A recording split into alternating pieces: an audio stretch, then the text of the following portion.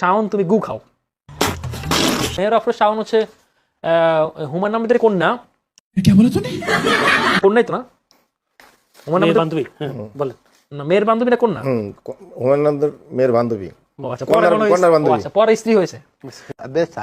তো এখন হুমায়ুন আহমেদ 30 বছর আগে একটা লেখা লিখছিল যে শাওন তুমি গু খাও। আবার তাও এটা বলছে তুমি 3 দিনের বাসি গু খাও। এখন দেখেন মানুষ তার প্রিয় তোমাকে ফুল দেয়, চকলেট দেয়, টেডি দেয়, পুকি দেয়, কিন্তু হুমায়ুন আহমেদ তার স্ত্রীকে দিলে গু খাও। এখন হুমায়ুন আহমেদকে অনেকে সস্তা লেখক বলে যে হুমায়ুন আহমেদের লেখার কোনো ডেপথ নাই। আমি মনে করি হুমায়ুন আহমেদের কথাটা ডেপথ আছে, কারণ 30 বছর পর এটা রিলিভেন্ট যে শাওন আসলে গুয়ে খায়। এখন দেখেন এই শাওন কিন্তু মানে সে সিডিআই লিখতে লিখতে তার যে পাল্টা সিডিআই লিখতে লিখতে মানে আগামী জুলাইতে তার একটা কোনো নতুন কিছু পয়দা হয় কিনা এটা আসলে আল্লাহর জানে।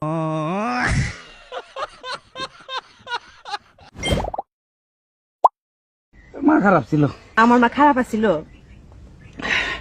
পাড়ার নোটিভিটি ভালো হয়।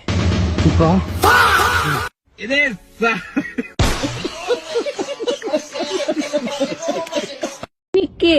শুধু একবার, শুধু একবার, শুধু একবার বলো ভালোবাসি। আর তুমি গাও। তো আপনি কিন্তু বেশি তিরিং বিরিং করেন না। জয় বাংলা কোনো দলের স্লোগান নয়, মুক্তিযুদ্ধের সময়কার স্লোগান ছিল জয় বাংলা। এখন ওই জয় বাংলা স্লোগান যদি কোনো একটা দল দেয়, এটা অপরাধ নয়।